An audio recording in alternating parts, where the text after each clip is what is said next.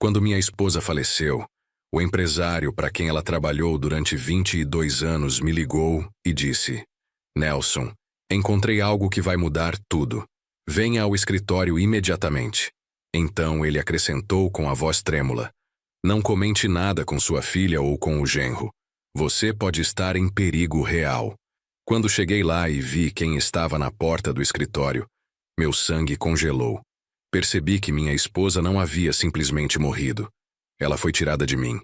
Mas antes de eu te contar o que descobri naquele escritório, você precisa entender como o dia do funeral dela se transformou no dia em que minha própria filha declarou guerra contra mim. Mas antes de continuarmos, confira se você já está inscrito no canal e escreva nos comentários de onde você está assistindo este vídeo. Meu nome é Nelson Pacheco e tenho 58 anos. Passei 32 anos trabalhando como supervisor de manutenção numa indústria têxtil aqui em Americana, interior de São Paulo. Antes disso, fui metalúrgico durante 10 anos. Conheço muito bem o cheiro de graxa, suor e trabalho honesto. Sei ler as pessoas e sei quando uma tempestade está se formando. Mas nada me preparou para a tempestade que entrou na Capela São José naquela manhã quente e abafada de fevereiro. Eu estava sentado no primeiro banco olhando fixamente para o caixão de mogno que guardava Marília, minha Marília. Havíamos sido casados por 36 anos. Ela era uma mulher pequena, com mãos calejadas de tanto trabalho, mas com um coração capaz de abraçar o mundo inteiro. Durante mais de 2 décadas, ela trabalhou como secretária executiva e braço direito de Augusto Ferreira, um empresário do ramo têxtil que construiu um império de confecções. Para o mundo, ela era apenas mais uma funcionária. Mas quem conhecia Augusto sabia que nada funcionava sem Marília. Ela organizava a vida dele, seus negócios, suas contas. Ela sabia de tudo. A música do órgão era suave, uma vibração baixa que ecoava no meu peito. A capela estava se enchendo com vizinhos, pessoas do coral da igreja, alguns funcionários da empresa onde Marília trabalhava. Todo mundo sussurrando em tons respeitosos. Todo mundo, exceto as 2 pessoas que deveriam estar sentadas ao meu lado. Minha filha Júlia e o marido dela, Rodrigo, estavam atrasados. Não 5 minutos de atraso, 50 minutos de atraso. O culto já havia começado quando as pesadas portas de madeira da entrada se abriram com um estrondo. Não me virei, mas não precisei. Ouvi o som agudo de saltos altos batendo no piso de mármore, ecoando como tiros numa biblioteca silenciosa. Cabeças se viraram. Senti a respiração coletiva da congregação sendo presa. Mantive meus olhos fixos nas flores em cima do caixão de Marília. Lírios brancos, os favoritos dela. Então senti o cheiro deles antes mesmo de vê-los. Uma nuvem de perfume caro e sufocante que cheirava a desespero misturado com dinheiro. Junto vinha o cheiro inconfundível de cigarro velho impregnado nas roupas. Júlia deslizou para o banco ao meu lado. Ela estava usando um vestido preto justo demais para a ocasião, óculos escuros enormes mesmo dentro da capela e uma bolsa de marca que custava mais do que meu salário de um mês. Rodrigo veio logo atrás, usando um terno bege claro que parecia algo que um apresentador de programa de auditório vestiria, não um genro num funeral. Ele não tocou meu ombro, não apertou minha mão, nem sequer olhou para o caixão. Puxou o celular do bolso. A tela acendeu na penumbra da capela, iluminando seu rosto suado. Ele estava digitando freneticamente, os polegares voando sobre a tela. Olhei de lado. Vi o suor escorrendo pela testa dele. Não era suor de calor. Não era suor de tristeza. Era o suor frio de um homem encurralado. Júlia se espremeu ao lado dele, puxando um leque do programa do funeral e se abanando dramaticamente. Esse lugar é uma sauna. Ela sussurrou alto o suficiente para o coral inteiro ouvir. Não tinha ar-condicionado? Que economia ridícula. Calma, Júlia. Rodrigo sibilou, mas não guardou o telefone. Apertei o cabo da minha bengala. Era uma peça sólida de madeira de peroba que eu mesmo havia talhado anos atrás. Meus nódulos ficaram brancos. Eu queria mandá-los embora. Queria gritar para eles mostrarem um mínimo de respeito pela mulher que pagou a faculdade de Júlia. que pagou o casamento deles, que tirou eles de apuros financeiros mais vezes do que eu conseguia contar. Mas não disse nada. Sou um homem de disciplina. Não ia causar uma cena no velório da Marília. O culto terminou e todos se moveram para o salão ao lado para o café. As senhoras da igreja haviam preparado a comida que Marília amava: coxinha, pão de queijo, bolo de fubá, sanduíches naturais e café quentinho. O cheiro era reconfortante para todos os outros, mas parecia ofender Júlia. Ela ficou perto da parede segurando um prato de papel com 2 dedos como se estivesse contaminado. Observei-a do meu canto. Ela se inclinou para perto de Rodrigo. E eu tenho aparelhos auditivos que mantenho sempre no volume máximo. A maioria das pessoas acha que sou apenas um velho surdo. Mas eu ouço tudo. Não acredito que a gente tem que comer essa gordura toda, Júlia murmurou. Meu estômago está revirando só de olhar. E olha essa gente. Tudo tão simples, tão barato. Onde foi parar o dinheiro dela, Rodrigo? Você disse que ela tinha economias? Ela gastava com remédios. Rodrigo murmurou de boca cheia. Pressão alta, colesterol. Pelo menos essa despesa acabou agora. Bem, pelo menos isso, Júlia disse, e soltou uma risadinha baixa e cruel. São R$ 500 por mês de volta no nosso bolso. Meu coração parou. Depois voltou a bater com um ritmo lento e pesado de pura raiva. Minha esposa não estava nem enterrada ainda, e eles estavam celebrando a economia com os remédios dela. Olhei para minhas mãos.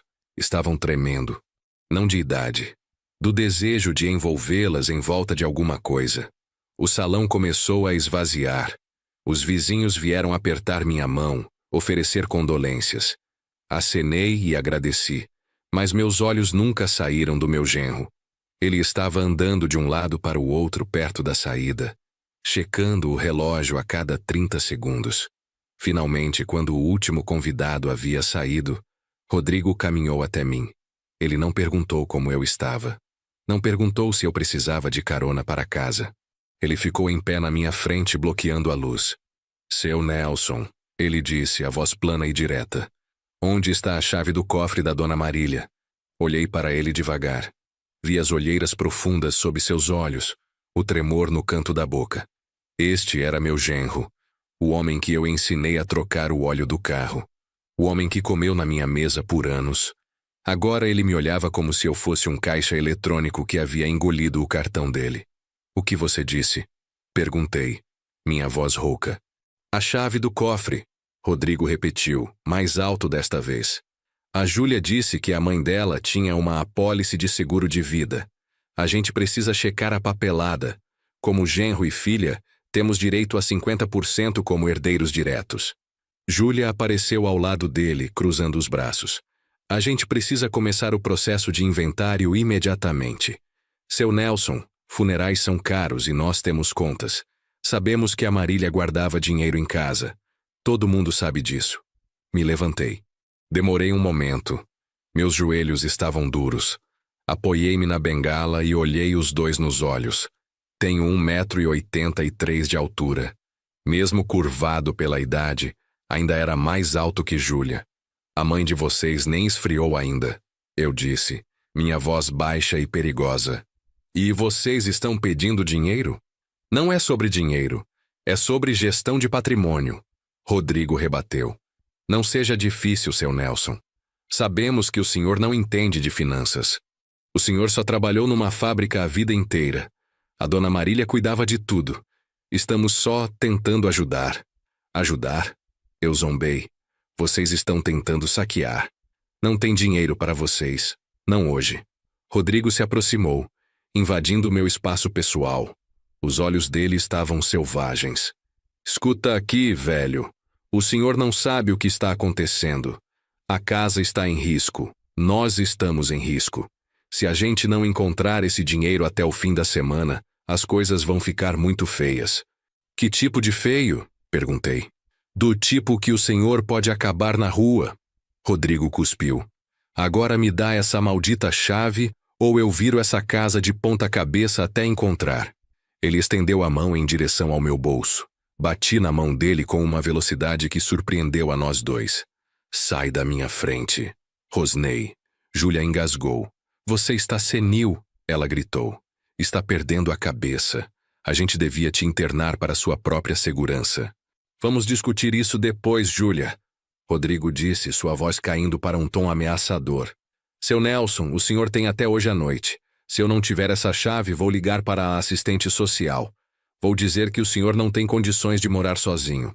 Vou vender essa casa por cima da sua cabeça. Ele se virou e saiu pisando duro. Júlia me lançou um último olhar de desgosto antes de segui-lo.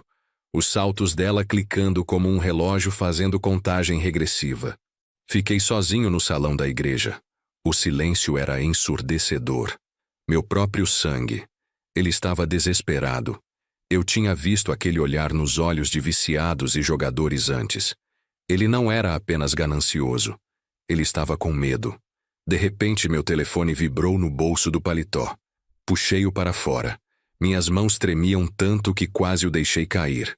A tela estava rachada, mas consegui ler o nome claramente. Augusto Ferreira, o chefe de Marília, o empresário que não saía de casa havia 3 anos por causa de problemas de saúde. Por que ele estava me ligando? Atendi. Alô? Nelson. A voz dele não era o barítono suave e comandante que eu lembrava. Estava irregular, sem fôlego, quase desesperada. Senhor Augusto. Comecei. Escuta, Nelson. Ele me cortou. Eu estava revisando o cofre que a Marília mantinha aqui no escritório particular. Ela deixou algo, um caderno e uma gravação. Franzi a testa. Uma gravação? Nelson, você precisa vir para minha propriedade agora. Não vá para casa. Não conte nada para a Júlia. Não conte nada para aquele marido dela. Se eles souberem o que eu sei, você não sobrevive à noite. Do que o senhor está falando, Augusto? Eles não esperaram ela morrer, Nelson. Augusto sussurrou. Eles ajudaram ela a partir. O mundo girou. Agarrei as costas de uma cadeira para me equilibrar. Eles não só esperaram ela morrer, Nelson. Augusto repetiu. Eles ajudaram ela a partir. Venha pela entrada de serviço, Augusto disse. O portão está aberto. Tenho alguém aqui que você precisa ver. Desliguei o telefone. A dor que estava me pesando evaporou. No lugar dela veio uma resolução fria e dura. Saí da igreja e subi na minha velha Chevrolet S10, ano 2005. Era velha e feia, mas o motor era forte. E no porta-luvas, embrulhado num pano oleoso, estava meu velho revólver calibre 38. Verifiquei o tambor.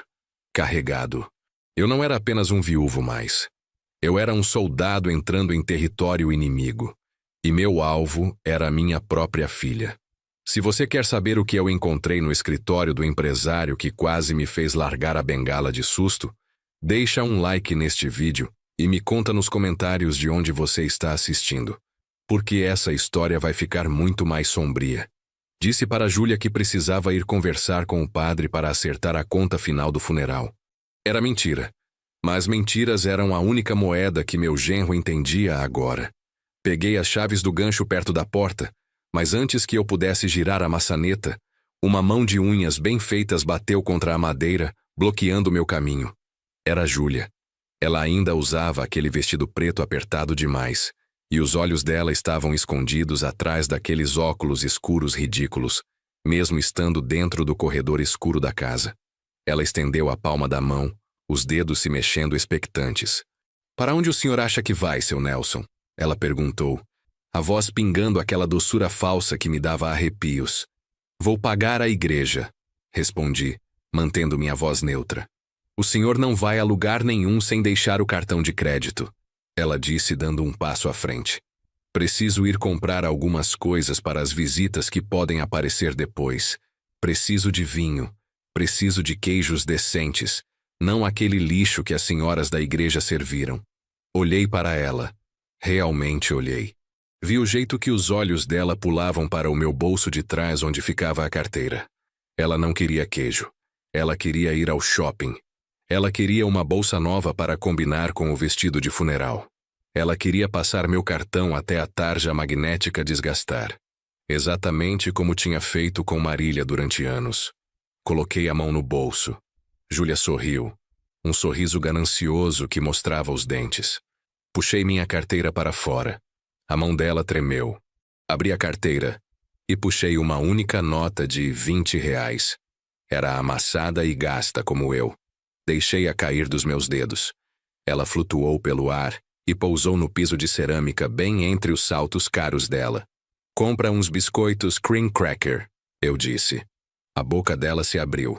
Ela olhou para o dinheiro, depois para mim, o rosto ficando vermelho manchado. Isso é uma piada? Ela gritou.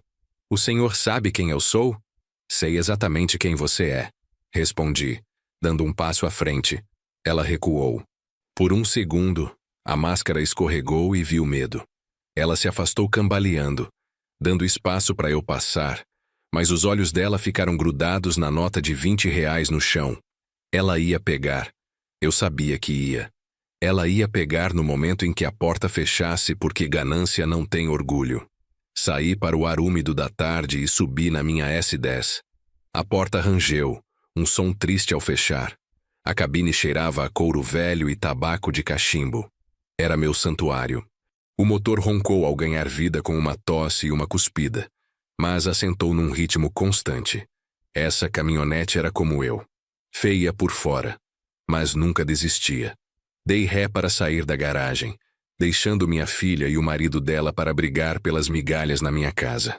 Enquanto dirigia pela rua, as casas começaram a desfocar. Eu não estava apenas dirigindo para o outro lado da cidade. Estava dirigindo de volta no tempo. Pensei em Marília. Durante 22 anos, ela saiu de casa antes do amanhecer e voltava depois de escurecer. Pegava 2 ônibus até o bairro nobre onde ficavam as mansões, com portões altos e câmeras de segurança. Ela limpava. Ela organizava papéis. Ela mantinha a vida de Augusto Ferreira funcionando como um relógio. Para o mundo, ela era apenas mais uma secretária, invisível. Mas Marília via tudo. Ela sabia onde os esqueletos estavam enterrados porque era ela quem limpava os armários. Apertei o volante com mais força, minhas juntas estalando. Rodrigo achava que eu era apenas um velho cansado que moveu caixas num depósito por 3 décadas. Ele esqueceu o que eu fiz antes da fábrica.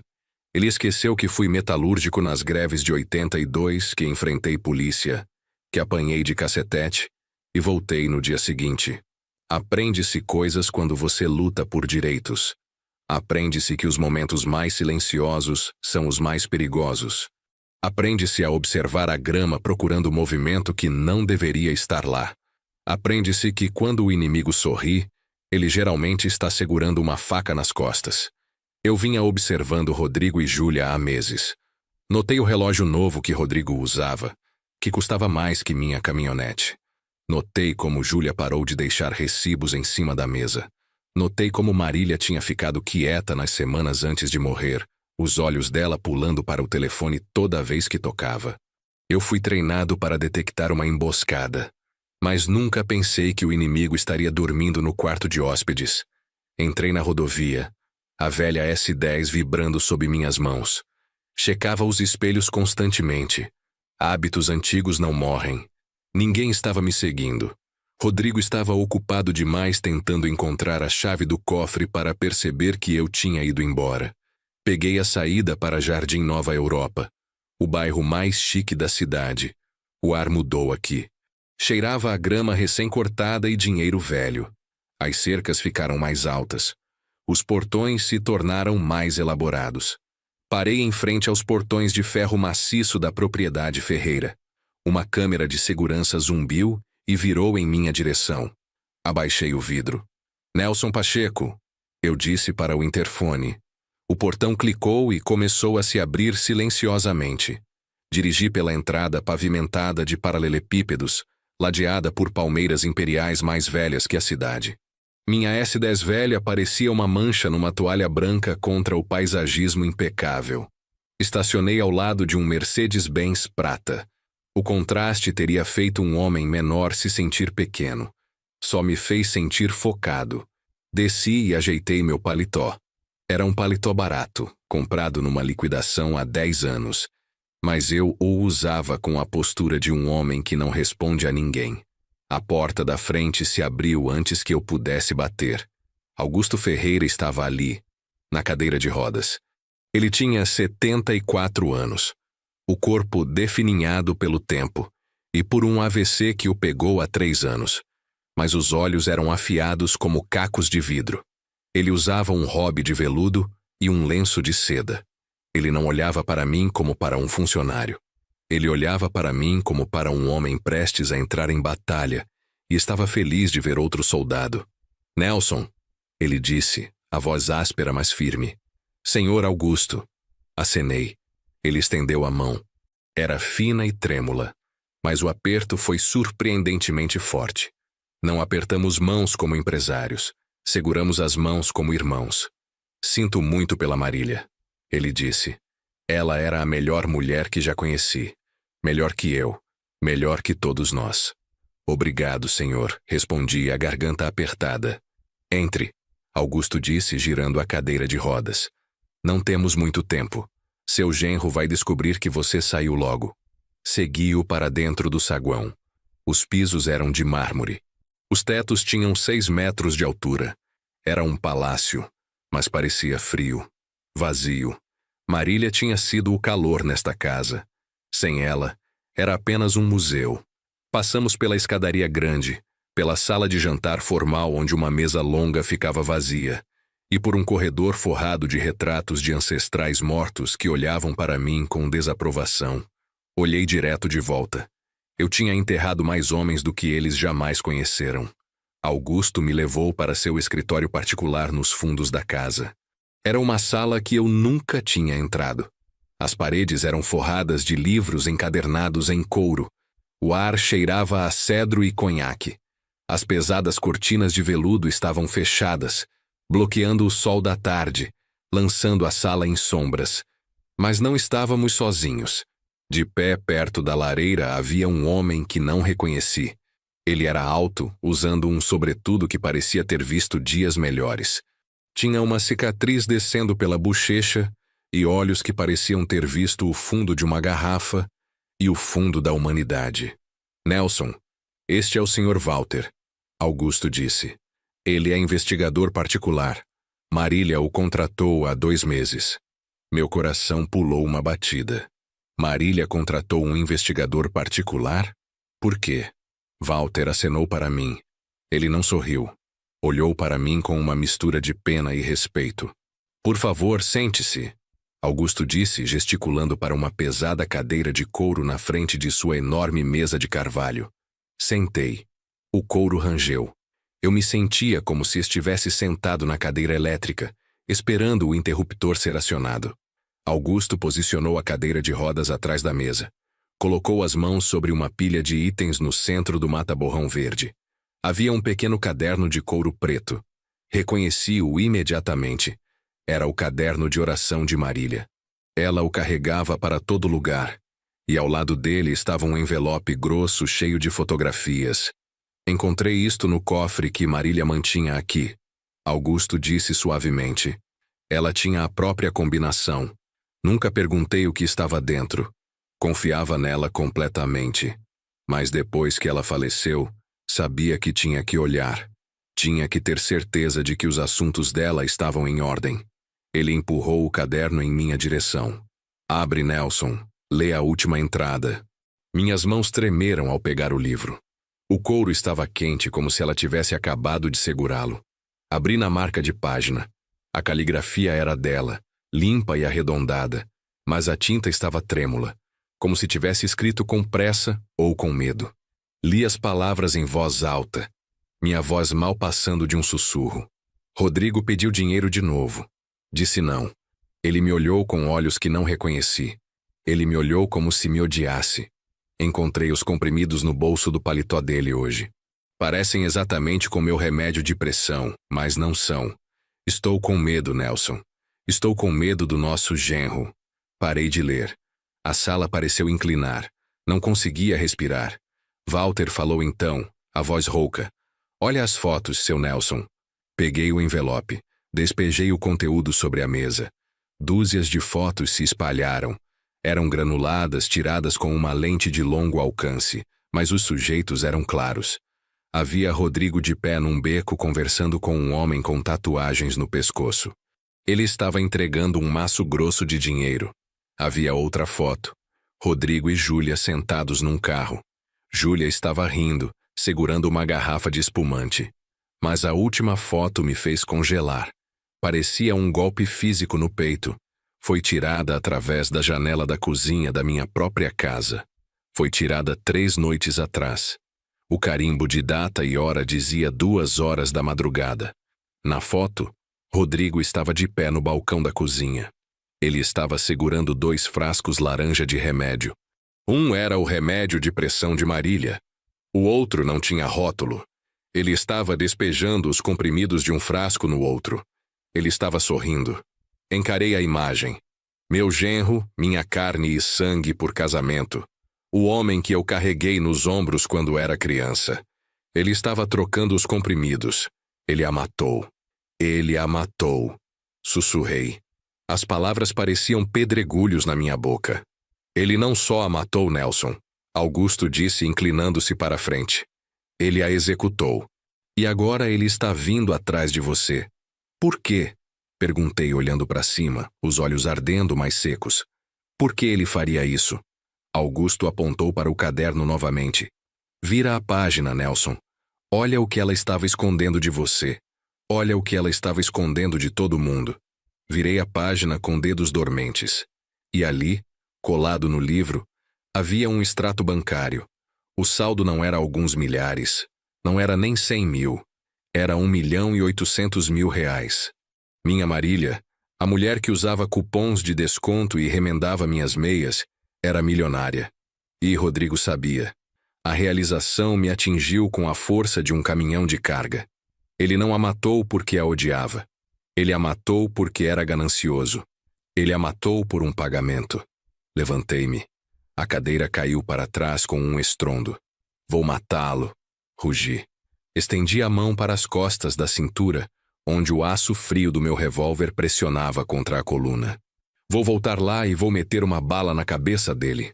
Não! Augusto gritou, a voz rachando como um chicote. Parei ofegante, a mão na arma. Se você matá-lo agora, vai para a prisão e ele vence. Walter disse, dando um passo à frente com as mãos levantadas. Você vai apodrecer numa cela e a Júlia vai gastar esse dinheiro em férias e joias. É isso que a Marília ia querer? Olhei para a foto do meu genro, o monstro. Depois o que eu faço? Perguntei, a voz quebrando. A gente o prende, Augusto disse, os olhos frios e duros. A gente faz ele confessar. A gente faz ele se destruir. Mas para fazer isso, você tem que voltar lá.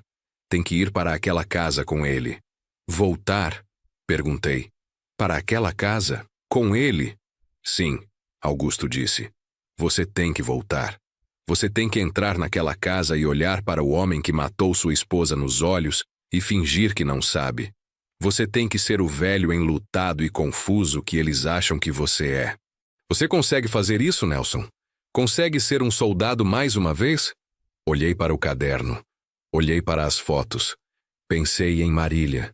Pensei no medo que ela deve ter sentido naqueles dias finais. Respirei fundo.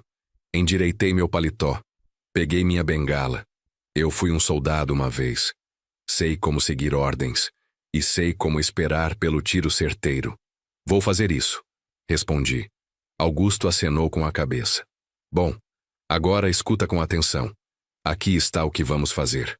E enquanto ele traçava o plano, senti o velho soldado dentro de mim despertando. Meu genro achava que era um predador.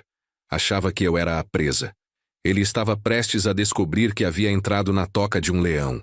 Dirigi de volta para minha casa na velha S10. E o volante parecia feito de gelo sob meu aperto. O motor zumbia um ritmo baixo e constante que normalmente me acalmava. Mas hoje soava como um dobre de finados. Checava o retrovisor, não para ver o trânsito atrás de mim, mas para olhar meu próprio rosto. Augusto havia me dito para interpretar o papel. Me disse para ser o velho enlutado e confuso que meu genro pensava que eu era. Tentei sorrir. Tentei cultivar um olhar de fraqueza e senilidade. Mas o rosto que me encarava de volta era duro. As linhas ao redor da minha boca estavam gravadas profundamente com uma raiva tão potente que tinha gosto de bateria. Tinha que suavizar meus olhos. Tinha que curvar meus ombros. Tinha que enterrar o soldado que queria estrangular o inimigo e ressuscitar o pai que estava perdido na dor. Era a coisa mais difícil que já tinha feito. Mais difícil que os piquetes nas greves. Mais difícil que enterrar Marília. Porque o inimigo não era um estranho do outro lado de uma barricada. O inimigo era o homem que sentou à minha mesa de jantar e comeu minha comida, enquanto planejava o assassinato da minha esposa. Cada placa de quilometragem que passava parecia um passo mais perto do inferno. Sentia a bile subindo na garganta. A pura repulsa física de encará-lo era quase avassaladora. Queria virar a caminhonete. Queria continuar dirigindo até a gasolina acabar. Mas não podia. Marília precisava de mim. A justiça precisava de mim. Entrei na garagem e desliguei o motor. Sentei ali por um momento, respirando o cheiro de óleo velho e pó, reunindo a força para entrar na casa que não era mais um lar. Desci e pisei na varanda. A porta da frente já estava entreaberta. Meu coração martelou contra as costelas, não de medo, mas da violação disso. Este era o santuário de Marília. Ela mantinha impecável. Ela mantinha sagrado. Agora a porta pendia aberta como uma mandíbula quebrada. Entrei no hall e o som me atingiu primeiro. Era um som de rasgo, molhado e agudo, como carne sendo arrancada do osso. Entrei na sala de estar e parei. O ar estava denso com poeira e penas. Júlia estava de joelhos no centro da sala. Na mão, segurava um estilete amarelo. Ela estava atacando o sofá floral favorito de Marília, aquele que ela economizou por 3 anos para comprar. Júlia estava cortando as almofadas uma por uma, enfiando as mãos no enchimento e arrancando-o em grandes punhados brancos. Ela parecia um animal selvagem. O cabelo estava bagunçado. O vestido estava manchado de poeira. Ela estava murmurando para si mesma. Onde está? Onde está o dinheiro? Ela nem me viu. Jogou uma almofada de lado e apunhalou as costas do sofá, cortando o tecido com um assobio violento. O chão estava coberto de papéis, livros puxados das prateleiras e bibelôs quebrados. Parecia que um tornado havia tocado dentro da minha sala. Então ouvi outro som vindo do corredor. Um zumbido agudo e mecânico. Uma furadeira. Meu estômago afundou. O quarto principal. Nosso quarto. Caminhei pelo corredor, a bengala batendo suavemente no piso de madeira. As fotos nas paredes estavam tortas. Nossa foto de casamento estava caída no chão. O vidro rachado sobre o rosto sorridente de Marília. Passei por cima dela, com cuidado para não esmagar a imagem. O som de zumbido ficou mais alto, rangendo contra meus nervos. Empurrei a porta do quarto. A sala estava irreconhecível. As gavetas da cômoda estavam puxadas e despejadas na cama. As roupas de Marília, seus vestidos de domingo, suas camisolas, estavam pisoteadas no chão. E ali no canto estava Rodrigo. Ele estava suando através do terno bege. Segurava uma furadeira elétrica pesada, pressionando com todo o peso contra o pequeno cofre de parede que Marília havia escondido atrás do quadro da última ceia. A pintura estava jogada no canto. Rodrigo estava grunhindo, o rosto torcido numa máscara de pura ganância. Ele se inclinou na furadeira, a broca guinchando contra a fechadura de metal. Fumaça subia da fricção, enchendo a sala com o cheiro de aço queimado. Ele não estava procurando documentos. Ele não estava procurando lembranças. Ele estava procurando o pagamento que acreditava que lhe era devido. Eu precisava chamar a atenção dele. Precisava parar a profanação antes que perdesse o controle e fizesse algo que arruinaria o plano. Deixei meu corpo ficar flácido. Permiti que meus joelhos bambassem ligeiramente. Afrouxei meu aperto na bengala de peroba e deixei-a cair. Ela bateu no chão com um baque alto que cortou o barulho da furadeira como um tiro. Rodrigo pulou. A furadeira escorregou, guinchando pela porta de metal do cofre e arranhando a parede. Ele girou, com os olhos arregalados. O peito dele subia e descia. Os olhos estavam vermelhos e frenéticos. Ele olhou para mim e por um segundo não viu o sogro. Viu um intruso. Viu um obstáculo. Então veio o reconhecimento, mas não trouxe vergonha. Só trouxe raiva. Ele largou a furadeira na pilha de roupas de Marília. Apontou um dedo trêmulo para o cofre aberto. Está vazio! Ele gritou, a voz rachando de histeria. Vazio! Não tem nada aqui além de poeira. Onde está? Onde está o dinheiro? Onde estão os títulos? Encarei-o, deixando minha boca ficar ligeiramente aberta, fingindo a confusão de um homem cujo mundo parou de fazer sentido. Apoiei-me no batente da porta, agarrando meu peito como se meu coração estivesse falhando. Não falei. Apenas olhei para o cofre vazio, depois de volta para ele, deixando o silêncio se estender, deixando o pânico dele crescer. Ele chutou a moldura da cama com força. Não olha para mim desse jeito, velho. Ele gritou. O senhor sabia. Não sabia? O senhor e ela sempre ficavam sussurrando, sempre escondendo coisas de mim. Rodrigo atravessou o quarto, fechando a distância entre nós em 3 passadas longas. Ele era grande. Tinha jogado futebol americano na faculdade e usava esse tamanho agora para intimidar. Agarrou a frente do meu paletó, amassando o tecido barato no punho, e me empurrou contra o batente da porta. O rosto dele estava a centímetros do meu. Podia sentir o álcool rançoso no hálito dele misturado com o cheiro acre do medo. Ele abaixou e pegou a furadeira de novo. Acelerou uma vez. O som agudo e ameaçador bem ao lado da minha orelha. Segurou a broca girando a centímetros do meu rosto. O metal borrão, um espiral cinza de violência potencial. Me conta, ele sibilou, a saliva caindo no meu rosto. Me conta onde a velha escondeu o dinheiro, ou juro por Deus que vou furar a resposta para fora do seu crânio. Fala, velho, onde está a herança? A broca da furadeira girava a centímetros do meu nariz. Um borrão de aço cinza que cheirava a ozônio e violência. Meu coração já estava martelando contra as costelas, um ritmo frenético de adrenalina e medo.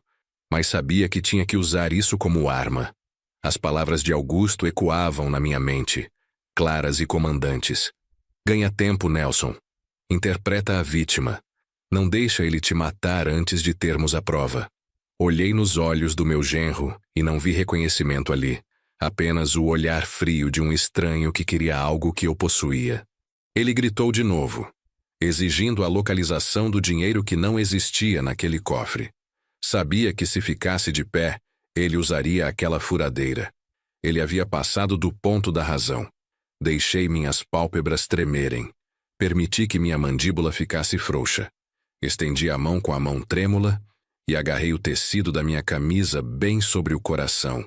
Forcei o ar para fora dos meus pulmões, num suspiro áspero e ofegante, que soou como um motor morrendo. Meus joelhos bambaram de verdade desta vez enquanto deixei a gravidade me levar. Deslizei pelo batente da porta, minhas costas raspando contra a madeira até bater no chão com um baque pesado. Enrolei-me, gemendo baixinho, a mão arranhando o carpete. Não era totalmente atuação. O estresse, a dor, a pura ameaça física tinham disparado minha pressão a níveis perigosos. Sentia a sala girando. Rodrigo recuou, a furadeira ainda zumbindo na mão, a expressão mudando de agressão para pânico repentino. Ele não estava preocupado em perder o sogro. Estava preocupado em perder a combinação do cofre. Ele recuou, a ferramenta diminuindo com um gemido mecânico, deixando um silêncio estridente no quarto quebrado, apenas pelos meus suspiros encenados e desesperados por ar. Júlia apareceu na porta. O cabelo selvagem e o vestido preto de funeral coberto de penas brancas do sofá destruído. Deu uma olhada em mim retorcido no chão e largou o estilete que tinha usado para estripar meus móveis. O rosto dela ficou pálido, não de preocupação, mas de cálculo. Não deixa ele morrer! Ela gritou, correndo para a frente e agarrando o braço de Rodrigo com um aperto que parecia doloroso. Se ele morrer agora, a gente perde tudo, Rodrigo. Ele é o único que sabe onde os bens estão. Se ele bater as botas, aquele dinheiro desaparece no sistema. Pensa, seu idiota. Rodrigo olhou para mim, depois para a furadeira na mão. Ele xingou alto e jogou a ferramenta na cama onde pousou no chapéu de domingo de Marília. Ajoelhou-se ao meu lado, agarrando minha gola com as 2 mãos e me sacudindo violentamente. Minha cabeça bateu para frente e para trás. Acorda, velho! Ele gritou, a saliva voando no meu rosto. Você não vai morrer ainda. Não até me contar onde está o dinheiro. Ele levantou a mão e me deu um tapa forte no rosto. A picada foi aguda e quente, mas mantive os olhos semicerrados, focando na respiração, tornando-a rasa e irregular. Deixei minha cabeça pender para o lado. Precisava dar a eles um número grande o suficiente para cegá-los. Um número grande o suficiente para me manterem vivo. Lambi meus lábios secos e sussurrei. O fundo. Rodrigo congelou. Inclinou-se mais perto, a orelha quase tocando minha boca. Que fundo? Fala de novo. Ofeguei, forçando as palavras entre suspiros. O fundo fiduciário. A Marília montou, 1,5 milhão, o advogado, ele vem na semana que vem. Deixei minha cabeça cair para trás contra o piso como se o esforço de falar tivesse drenado a última força da minha vida. Observei através de olhos entreabertos enquanto Rodrigo olhava para Júlia.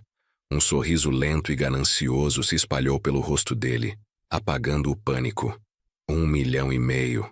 Ele sussurrou, testando o peso das palavras. O número pairou no ar como um feitiço. Era suficiente para pagar as dívidas de jogo dele. Suficiente para comprar o silêncio de Júlia. Suficiente para alimentar as ilusões deles por uma vida inteira. Vi a transformação no meu genro. O assassino desapareceu, substituído pelo oportunista. Ele não via mais um sogro moribundo. Ele via um bilhete de loteria premiado que precisava ser mantido seguro até o dia do saque. Ele me agarrou pelas axilas e me arrastou para cima. Não foi gentil. Me arrastou em direção à cama, chutando as roupas de Marília para fora do caminho. Me jogou no colchão. Meu corpo quicou nas molas. Ele ficou sobre mim, ofegante, os olhos brilhando com uma luz febril. A gente tem que mantê-lo vivo, Júlia disse, andando de um lado para o outro no quarto. Só até a semana que vem. Só até o advogado vir e a gente conseguir que ele assine a transferência. A gente precisa ter certeza que ele não fala com mais ninguém. Rodrigo assentiu. Enfiou a mão no bolso do meu paletó. Fiquei tenso, mas não resisti. Ele puxou meu smartphone. Era um modelo novo que Marília tinha me dado no meu aniversário para eu poder ver fotos dos netos. Ele olhou para ele, depois olhou para mim. O senhor não vai precisar disso, ele disse. O senhor precisa descansar, seu Nelson. Muito descanso. Ele enfiou o telefone no próprio bolso, cortando minha linha de vida com o mundo externo. Caminhou de costas para fora do quarto, os olhos nunca saindo dos meus. Parecia um tratador de zoológico trancando um animal perigoso na jaula. Júlia o seguiu, lançando um último olhar desconfiado para mim antes de desaparecer no corredor. A porta bateu com força. O baque pesado vibrou pelas tábuas do assoalho. Então veio o som que selou meu destino. O deslize metálico do ferrolho. O clique agudo da tranca se encaixando. Eu era prisioneiro na casa que havia pago com 32 anos de suor. Fiquei imóvel na cama, ouvindo os passos dele se afastando pelo corredor. Ouvia-os sussurrando sobre milhões que não existiam, planejando um futuro que nunca veriam. Encarei o teto e esperei o silêncio se instalar antes de ousar me mexer. Eles pensaram que tinham levado meu telefone. Pensaram que tinham me isolado. Não sabiam sobre a tábua solta embaixo da cama. Não sabiam o que estava escondido embaixo dela. 2 dias se passaram naquele quarto sufocante, e o ar ficou pesado com o cheiro do meu próprio suor e do perfume persistente de Marília que ainda grudava nas cortinas. O sol rastejava pelo piso, marcando o tempo como um prisioneiro riscando marcas de contagem numa parede. Sentei na poltrona de frente para a janela, observando o mundo seguir sem mim. O vizinho passeava com o cachorro. O carteiro entregava contas. Nenhum deles sabia que dentro da casa amarela na Rua das Acácias, um velho estava apodrecendo em cativeiro. 2 vezes por dia, a tranca clicava e a porta se abria apenas uma fresta. Júlia empurrava um prato de plástico pelo chão com o pé, como se estivesse alimentando um vira-lata. A primeira refeição foi um sanduíche feito com pão que estava florescendo mofo verde na casca. O queijo estava duro e suando óleo. A água era morna da torneira num copo sujo. Come aí, velho. Ela zombava pela fresta. A gente está cortando custos até o fundo fiduciário liberar. Olhei para a comida e meu estômago revirou. Todo o instinto gritava para jogar de volta nela, para passar fome em vez de aceitar os insultos dela. Mas eu era um soldado. Soldados não passam fome por orgulho. Soldados comem o que podem encontrar para manter a máquina funcionando. Arranquei o mofo com dedos trêmulos. Comi o pão seco. Bebi a água. Precisava da minha força. Fazia flexões contra a parede quando eles estavam dormindo. Andava pelo quarto para manter o sangue circulando nas pernas. Não estava apenas sobrevivendo. Estava me preparando. Estava afiando minha mente e meu corpo para o momento em que a porta se abriria totalmente. A noite parecia um cobertor pesado sufocando a casa. A estrutura se acomodava no silêncio, mas era um silêncio inquieto, cheio de rangidos e gemidos da madeira velha. Pressionei meu ouvido contra a madeira da porta. A casa era antiga, construída nos anos 50, e as tubulações de ventilação levavam som como fios telefônicos.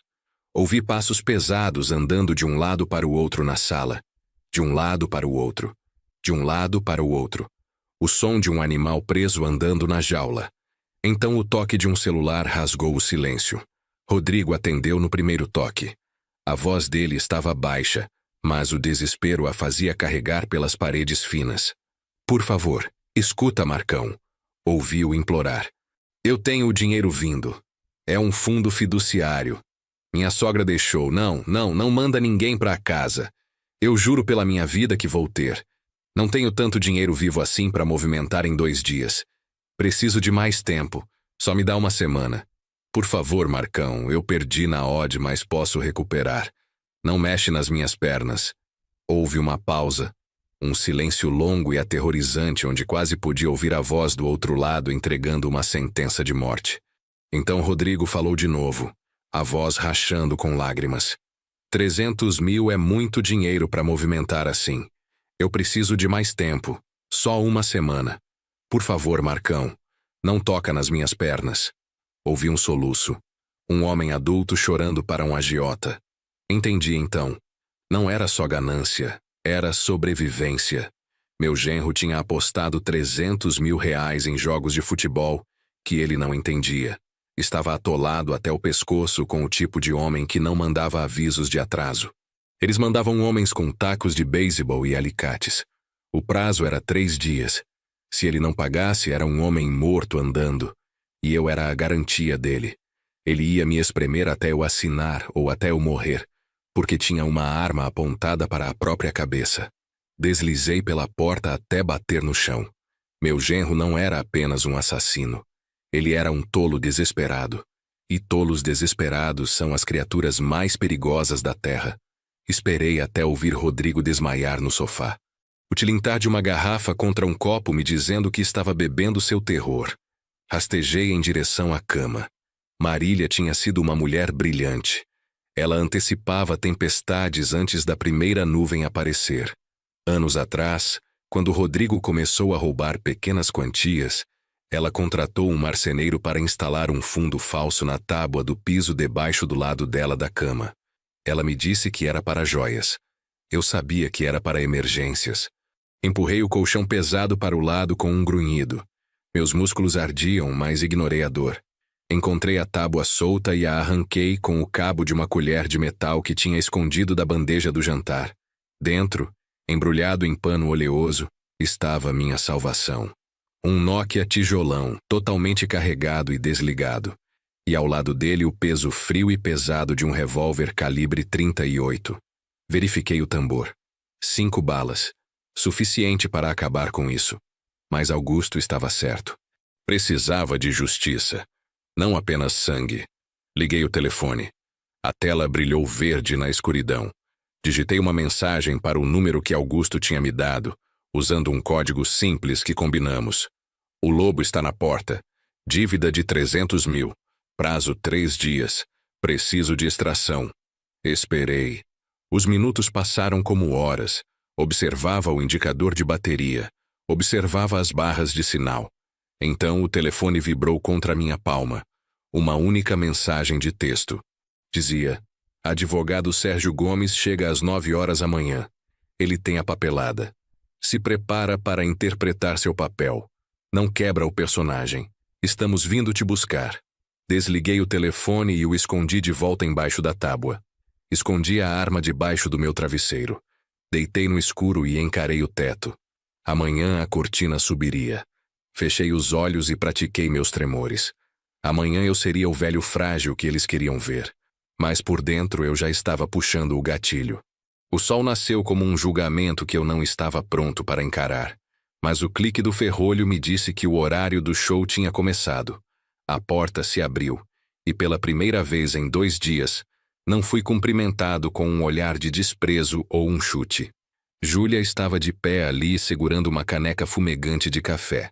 O rosto dela estava pintado com um sorriso que parecia machucar. Bom dia, seu Nelson.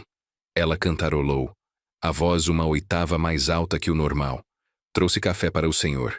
Temos uma visita hoje. Precisa ficar apresentável. Ela me entregou a caneca. Dizia melhor avô do mundo na lateral. A ironia tinha gosto amargo, mas bebi o café porque precisava da cafeína para afiar minhas bordas. Rodrigo apareceu atrás dela usando um terno fresco e uma gravata apertada demais. Parecia um homem tentando vender um carro sem motor. Agarrou meu braço, não para me machucar desta vez, mas para me apoiar.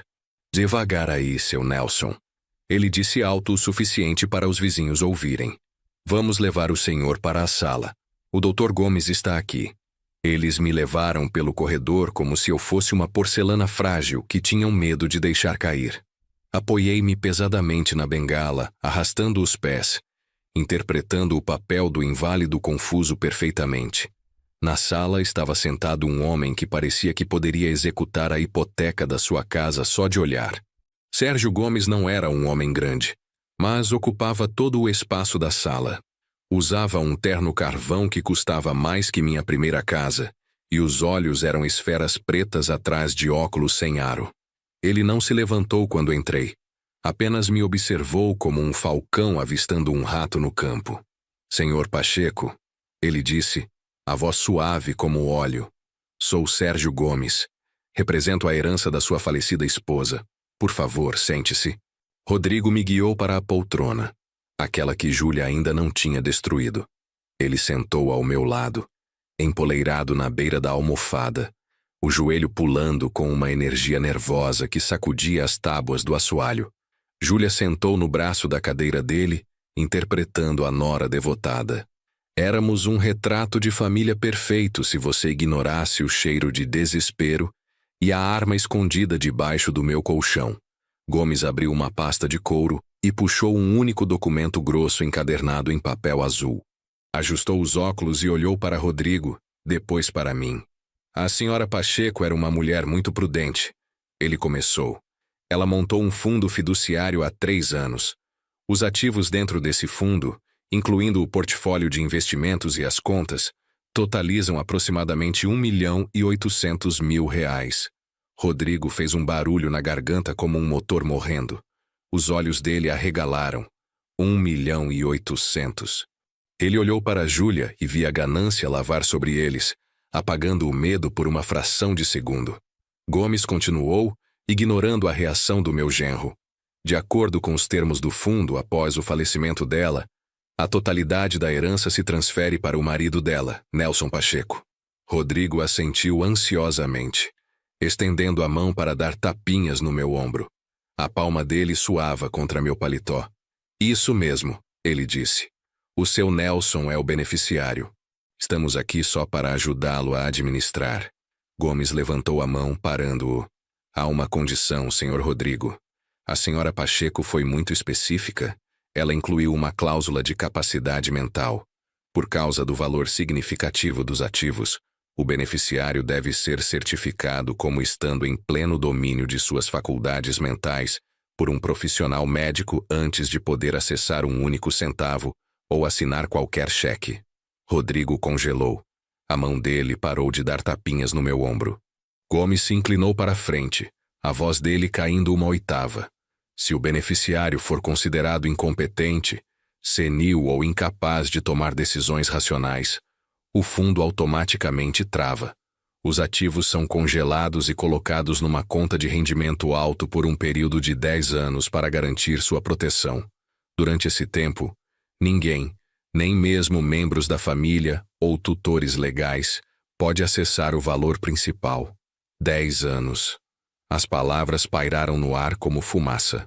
Vi o sangue drenar do rosto de Rodrigo. Ele não tinha 10 anos. Não tinha 10 dias. Tinha o Marcão e os caras com tacos de beisebol esperando por ele. O prazo era 3 dias.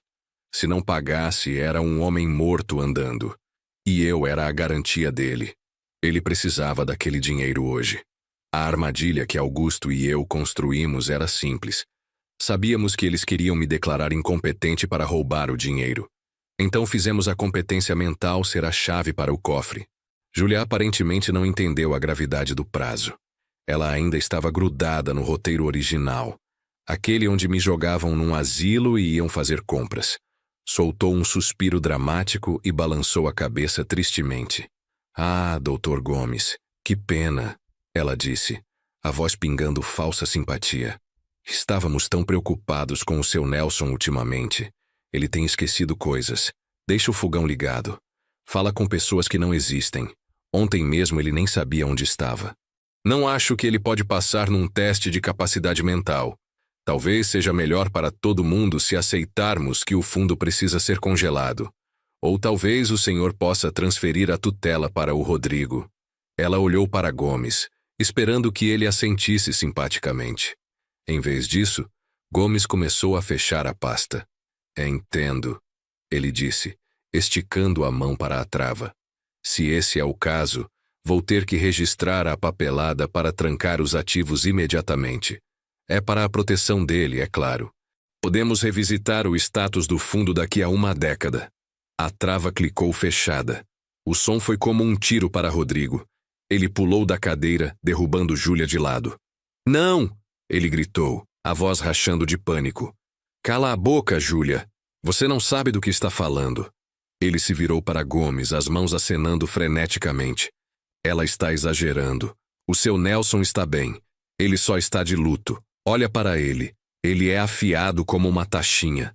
Ele se lembra de tudo. Não é seu Nelson. Ele agarrou meu ombro de novo, cravando os dedos com força suficiente para deixar hematoma. Conta para ele, seu Nelson. Conta que o senhor está bem. Conta que o senhor não é louco. Olhei para meu genro. Vi o suor descendo pela têmpora dele. Vi o terror nos olhos. Ele estava me implorando para ser são para que pudesse me roubar. Era patético. Olhei para Gomes e pisquei devagar. Eu me sinto bem, respondi, minha voz trêmula mas clara. Só sinto falta da minha Marília. Gomes me olhou, depois olhou para Rodrigo, depois de volta para o arquivo. Bateu os dedos no estojo de couro, considerando. Muito bem, ele disse. Se o senhor insiste que ele é competente, podemos prosseguir. Mas preciso de prova. Não posso liberar R$ 1.800.000 só na sua palavra. Puxou um cartão do bolso. Agendei uma avaliação médica abrangente para amanhã de manhã às 9 horas. É com um médico independente. Se o senhor Pacheco passar, ele recebe o talão de cheques. Se ele falhar, o cofre tranca por 10 anos. Estamos entendidos? Rodrigo soltou uma respiração que soou como um soluço. Sim, ele disse, limpando a testa com a manga. Sim, entendemos. O seu Nelson vai estar lá. Ele vai passar. Eu prometo. Gomes se levantou e abotoou o paletó. Bom dia, senhores. Ele saiu pela porta, deixando um silêncio atrás dele que era pesado de ameaça. Rodrigo se virou para mim. O pânico tinha ido embora, substituído por uma resolução fria e escura. Ele sorriu e era o sorriso de um lobo olhando para um cordeiro. O senhor vai ser o homem mais saudável do mundo amanhã, seu Nelson. Ele sussurrou. Vou ter certeza disso.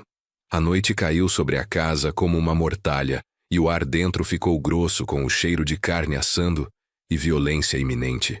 Pela primeira vez nos 10 anos que morou debaixo do meu teto, Júlia estava cozinhando. Ela não estava esquentando comida pronta. Não estava jogando nuggets congelados no micro-ondas. Ela estava realmente cozinhando. O aroma de carne assada e batatas enchia a cozinha, mascarando o cheiro de água sanitária que ela usou para esfregar o chão mais cedo. Era uma performance, uma cena doméstica encenada para uma plateia de uma pessoa. Rodrigo estava sentado à mesa da cozinha tamborilando os dedos na madeira. A perna dele pulava para cima e para baixo, um tique nervoso que desenvolveu desde a ligação com o Marcão. Ele me observava como um falcão observa um coelho morrendo. Sentei no meu lugar de sempre, as mãos dobradas sobre o cabo da bengala, tentando parecer frágil, tentando parecer como se não estivesse calculando a distância até a porta dos fundos. Júlia cantarolava enquanto se movia pelo fogão. Era uma melodia alegre que soava grotesca no silêncio da casa. Ela estava usando um avental sobre a roupa de grife, interpretando o papel da nora adorável. O jantar está quase pronto, seu Nelson. Ela cantou, virando-se para me dar um sorriso que mostrava dentes demais. A gente fez o preferido do senhor. Carne assada com molho extra. Precisamos que o senhor fique forte para amanhã. O senhor tem que passar naquele teste com louvor para podermos cuidar direito do senhor. Assenti devagar, mantendo meus olhos opacos. Obrigado, Júlia, murmurei. É muito gentil da sua parte. É o mínimo que podemos fazer. Ela disse, virando-se de volta para o balcão. A gente só quer que o senhor seja feliz. A gente só quer que o senhor fique confortável. Observei as costas dela. Observei o jeito que os ombros dela ficaram tensos. Conhecia aquela postura. Era a postura de um soldado plantando uma mina. Me ajeitei na cadeira, inclinando meu corpo em direção à janela escura que dava para o quintal. Lá fora estava completamente escuro. O vidro tinha se transformado num espelho, refletindo a cozinha atrás de mim com perfeita clareza. Não olhei para Júlia diretamente. Olhei para o fantasma dela no vidro. Ela pensava que eu estava encarando meu próprio reflexo, perdido na demência que ela alegava que eu tinha. Mas eu estava observando as mãos dela. Ela enfiou a mão no bolso do avental. Puxou um pequeno envelope branco de papel. Parecia o tipo de envelope que um traficante de esquina entrega pela janela do carro. Ela olhou por cima do ombro para mim. Deixei minha mandíbula cair frouxa e encarei cegamente a janela. Ela se virou de volta para o fogão, satisfeita que eu estava mentalmente ausente. No reflexo, via rasgar o envelope aberto. Ela o virou sobre a tigela de sopa que tinha separado para mim. Um pó branco fino caiu em cascata no caldo escuro, dissolvendo-se instantaneamente. Ela mexeu vigorosamente, a colher batendo contra a cerâmica. Uma mexida, 2 mexidas, 3, misturando a morte no jantar. Ela não estava só temperando minha comida, estava dopando. Lembrei da conversa que ouvi. A gente troca os remédios dela. A gente diz que ela fez coisas que não fez. Mas isso era diferente. Eles precisavam que eu estivesse lúcido para o médico amanhã, não era? Ou talvez não. Talvez o plano tivesse mudado. Talvez tivessem percebido que eu era um risco demais. Talvez planejassem arrastar uma versão dopada e babando de mim para um médico corrupto que assinaria qualquer coisa por dinheiro. Ou talvez só quisessem ter certeza que eu dormisse a noite toda para não poder escapar. Seja o que fosse naquela tigela, sabia uma coisa com certeza. Não era vitamina. Ela pegou a tigela e se virou, o rosto composto numa máscara de cuidado maternal. Aqui está, seu Nelson, ela disse, colocando a tigela fumegante na minha frente. Come enquanto está quente. O molho vai fazer bem para o senhor. Olhei para o líquido marrom. Cheirava saboroso, salgado e letal. Olhei para Rodrigo. Ele estava me observando intensamente, os olhos fixos na colher na minha mão. Come, seu Nelson. Ele insistiu, a voz tensa. O senhor precisa da nutrição. Levantei a colher. Minha mão tremeu. Deixei o tremor piorar, sacudindo o utensílio até bater contra a tigela. Levantei uma colherada em direção à boca. Rodrigo se inclinou para a frente, prendendo a respiração. Júlia limpou as mãos no avental, esperando. Trouxe a colher até os lábios. Então deixei um espasmo violento tomar conta do meu braço. Sacudi a mão de lado. A colher bateu na borda da tigela com força. Ops! Sussurrei. Passei o braço pela mesa num arco desajeitado, derrubando a tigela completamente. Ela voou da beira da mesa e se despedaçou no piso de cerâmica. A sopa espirrou por toda parte, cobrindo os armários, as pernas das cadeiras e meus sapatos numa bagunça quente e pegajosa. Ah, não! Gritei, a voz rachando. Sou tão desajeitado, me desculpa tanto. Júlia gritou, pulando para trás para evitar o respingo. Seu velho estúpido!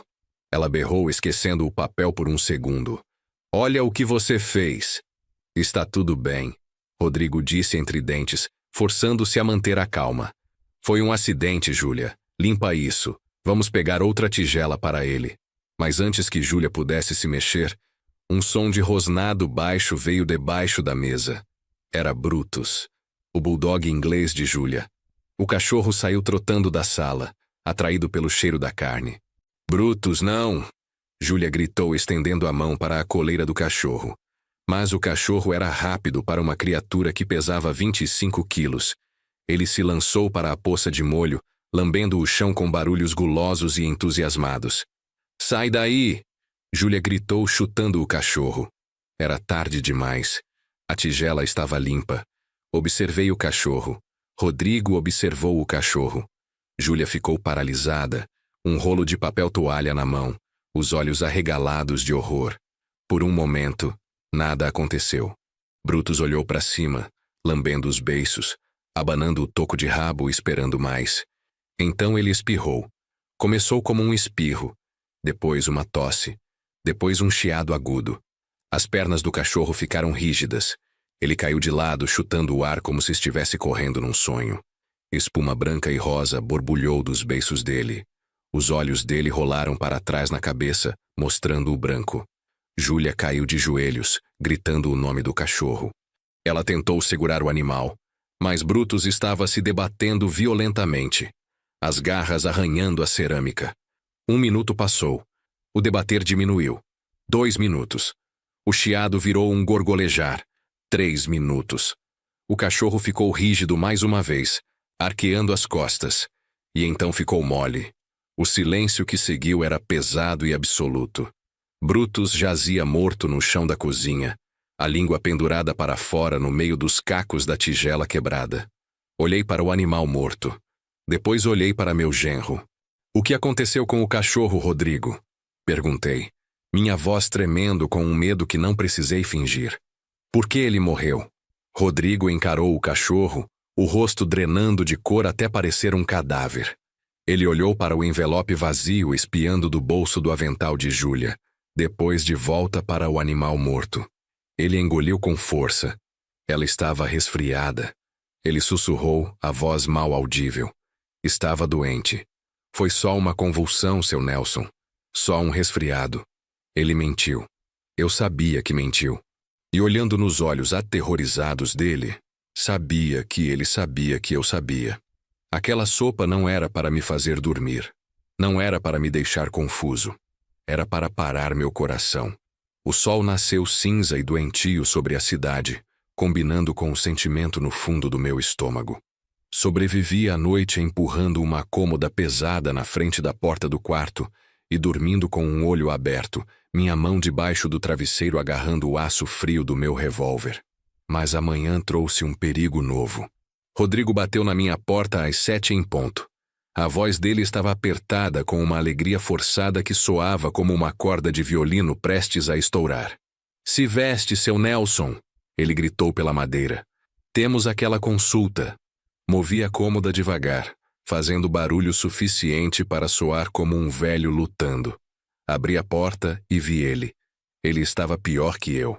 Os olhos estavam injetados de sangue e cheirava a hortelã tentando cobrir o cheiro do uísque de ontem à noite. Estava usando o mesmo terno bege, agora amarrotado e manchado de suor. Ele me guiou para fora até o carro dele, um sedã de luxo alugado que estava 2 meses atrasado no pagamento. Sentei no banco do passageiro, agarrando minha bengala, observando as ruas familiares do meu bairro sumirem.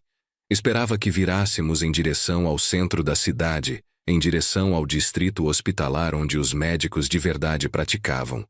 Mas Rodrigo virou à esquerda em direção ao parque industrial, em direção à parte da cidade onde os postes de luz estavam quebrados e as vitrines estavam cobertas com compensado. Para onde estamos indo, filho? Perguntei, minha voz tremendo na medida certa. O hospital é para o outro lado. Rodrigo apertou o volante tão forte que o couro rangeu. Estamos indo ver um especialista, seu Nelson. Ele disse, os olhos fixos na estrada. Um médico particular. Ele vai fazer a avaliação em tempo recorde. Encostamos num prédio de tijolos que parecia condenado 10 anos atrás. Não tinha placa. Só uma porta de metal com tinta verde descascada. Rodrigo me apressou para fora do carro, olhando por cima do ombro como se esperasse o diabo em pessoa estar seguindo a gente. Entramos. A sala de espera cheirava a mofo e cigarro velho. Não tinha revistas. Não tinha recepcionista. Só uma luz fluorescente piscando que zumbia como uma mosca morrendo. Uma porta se abriu e um homem saiu. Estava usando um jaleco branco, mas estava manchado de amarelo nos punhos. Era baixo, careca e suando profusamente apesar do frio da sala. Reconheci-o, não como médico, mas das fotos que Walter tinha me mostrado. Este era Dr. Miller, um veterinário desacreditado que tinha perdido a licença por vender ketamina para traficantes locais. Ele era o parceiro de truco de Rodrigo. Ah, senhor Pacheco, Miller disse, limpando as mãos molhadas no jaleco.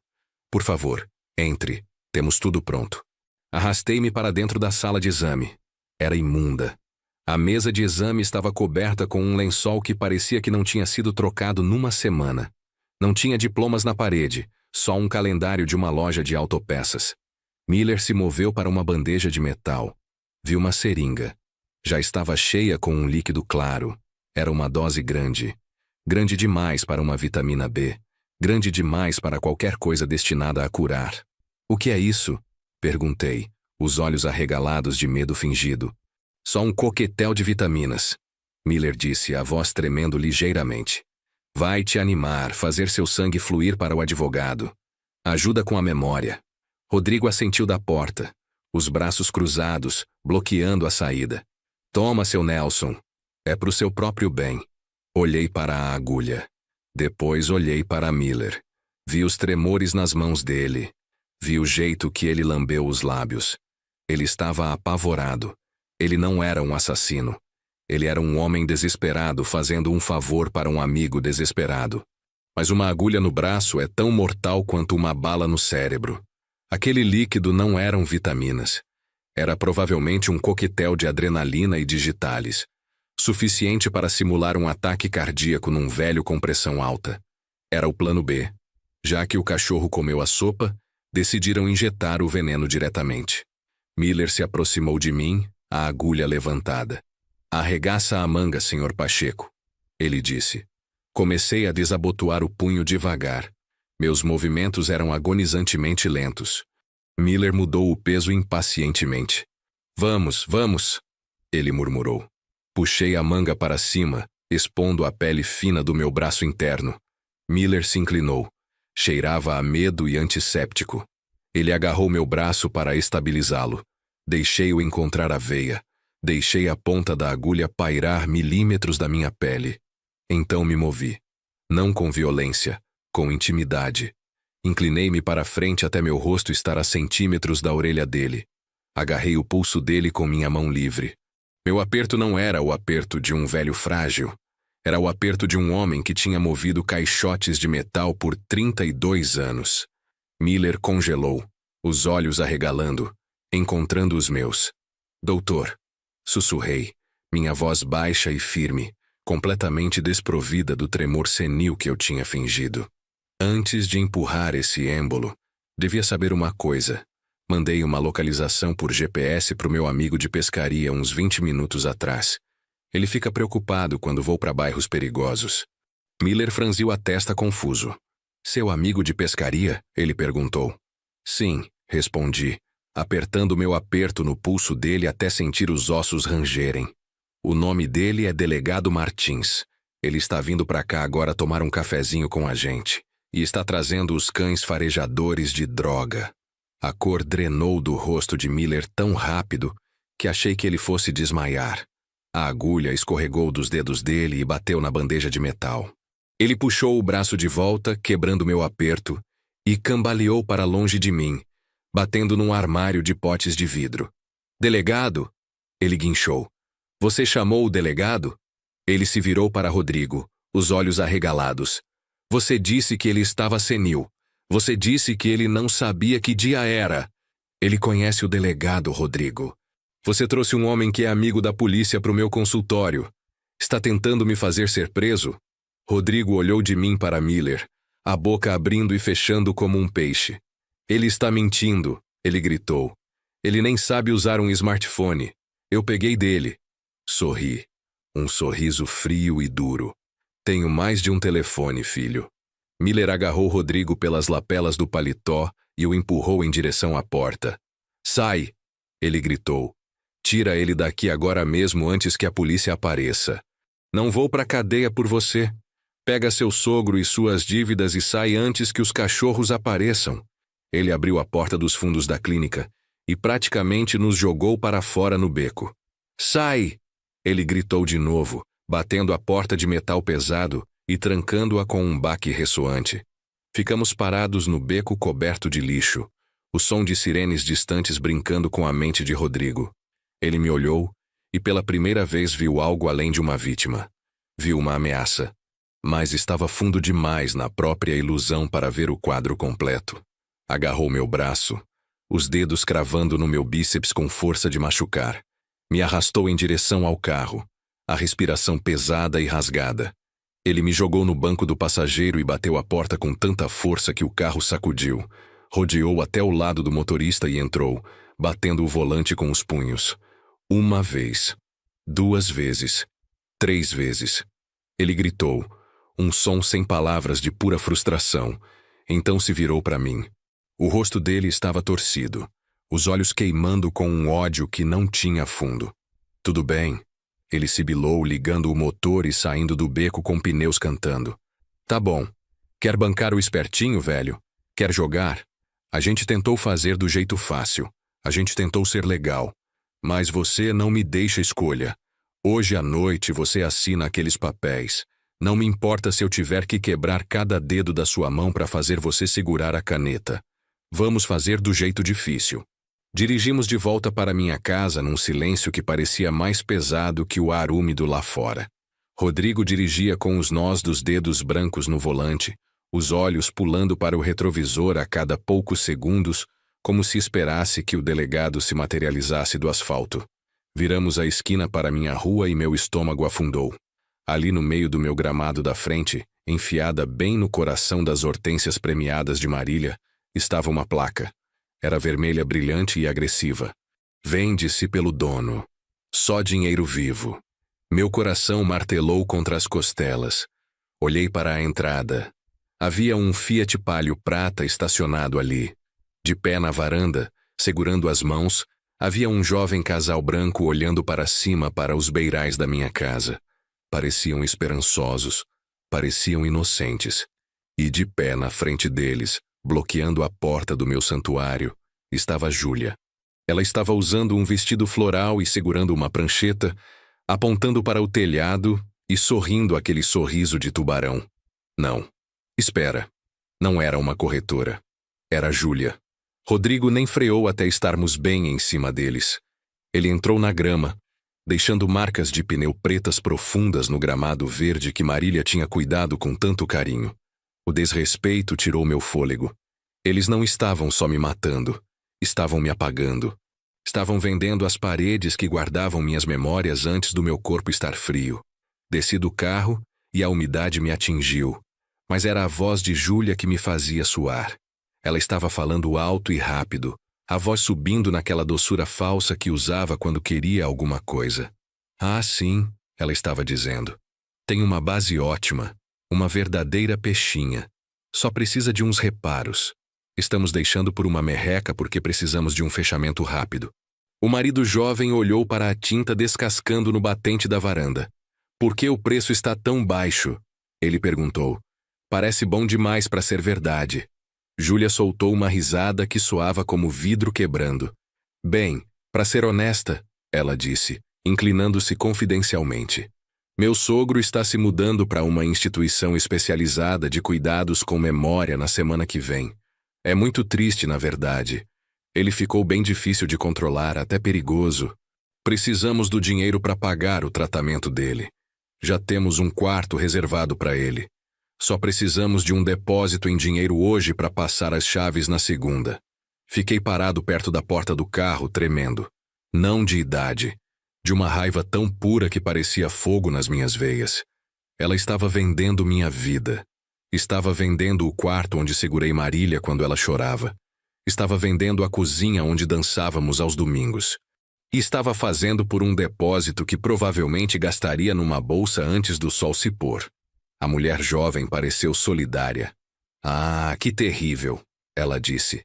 Podemos fazer um cheque de 5.000 hoje. Isso é suficiente para segurar. Os olhos de Júlia acenderam como letreiro de neon. Seria perfeito, ela ronronou. Só faz nominal ao portador. Acelera a papelada. Abotoei meu paletó barato. Ajeitei minha gravata. Agarrei minha bengala, não para apoio, mas como arma da verdade. Atravessei o gramado, minhas botas amassando a grama que meu genro tinha acabado de destruir. Rodrigo tentou agarrar meu cotovelo, sibilando para eu entrar, mas me livrei dele com uma força que o surpreendeu. Caminhei direto até o jovem casal. Não parecia um velho senil. Parecia um homem que tinha supervisionado um chão de fábrica por 32 anos. Olhei nos olhos deles. Não faz esse cheque, rapaz, respondi, minha voz soando pelo quintal. O marido congelou, a caneta pairando sobre o talão de cheques. Olhou para mim, depois para Júlia. Por que não? Ele perguntou. Porque essa casa não está à venda, respondi, minha voz firme e dura. E mesmo se estivesse, vocês não iam querer. A fundação está comida de cupim. A coisa toda se sustenta com reza e tinta barata. E deviam saber sobre a cozinha. Meu genro matou o cachorro da família lá ontem porque estava com raiva. O sangue ainda está embaixo da geladeira. Apontei para Rodrigo com minha bengala. Ele não está de luto, ele está limpando a cena de um crime. A cor drenou do rosto da mulher jovem. Ela olhou para casa como se estivesse assombrada. Agarrou o braço do marido. A gente vai embora, ela sussurrou. O marido não discutiu. Jogou o talão de cheques no bolso e eles correram para o pálio. Saíram da entrada mais rápido que Rodrigo tinha entrado. Júlia gritou. Era um som primitivo de fúria pura. Ela voou da varanda, os dedos enrolados como garras. Você arruinou tudo, ela berrou. Você arruína tudo, seu velho sanguessuga inútil. Ela se lançou em mim, arranhando meu rosto, tirando sangue da minha bochecha. Rodrigo interveio e deu um tapa nela com força. O som ecoou como um tiro. Cala a boca! Ele gritou. Entra antes que os vizinhos chamem a polícia. Ele agarrou a frente da minha camisa e me puxou perto, o hálito quente e fedendo a medo. Você me empurrou longe demais, velho. Ele sibilou. Os jogos acabaram. Hoje à noite você assina aqueles papéis ou vai encontrar a mãe muito mais cedo do que planejou. O sol se pôs, mas o calor permaneceu preso dentro da casa como febre. O ar estava grosso, pesado, com o cheiro de uísque barato e medo. Rodrigo não se deu ao trabalho de me trancar no quarto mais. Ele sentou no meio da sala na minha poltrona favorita, aquela que Júlia ainda não tinha destruído. No colo dele estava uma espingarda calibre 12. Era velha, enferrujada no cano. Algo que ele tinha pegado num brechó anos atrás para viagens de caça que nunca fez. Ele estava limpando ela, passando um pano oleoso pelo cabo com movimentos lentos e deliberados. O som de metal contra pano era o único barulho no quarto, um sussurro rítmico de violência. Ele não olhava para mim, só encarava a parede, os olhos vidrados e distantes. Tinha parado de fingir. A máscara do genro enlutado, do cuidador preocupado, tudo tinha ido embora. O que restava era um homem empurrado para um canto. Um homem que não via saída, exceto através de mim. Sentei na beira da minha cama no quarto escurecido pelo corredor. A porta estava aberta, uma fresta. Só o suficiente para ver a fatia de luz do corredor. Podia ouvir Júlia se movendo pela sala de jantar. O som de fita adesiva sendo arrancada do rolo era agudo e alto no silêncio da casa. Rasgar, alisar, rasgar, alisar. Ela estava empacotando. Não roupas, não lembranças. Ela estava empacotando a prata. Estava tirando as pinturas a óleo que Marília tinha colecionado por 30 anos. Estava embrulhando a TV de tela plana em plástico bolha. Ouvi ela murmurando para si mesma. Um fluxo baixo de palavrões e cálculos. Ela não estava planejando ficar por perto para cuidar de um sogro senil. Ela estava liquidando.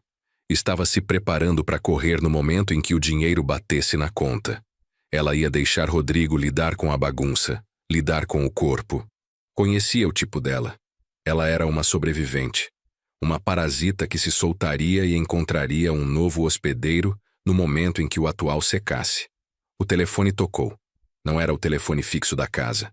Era o celular de Rodrigo sentado na mesinha de centro, ao lado de uma garrafa meio vazia de bourbon. O toque era alto, gritante no silêncio tenso.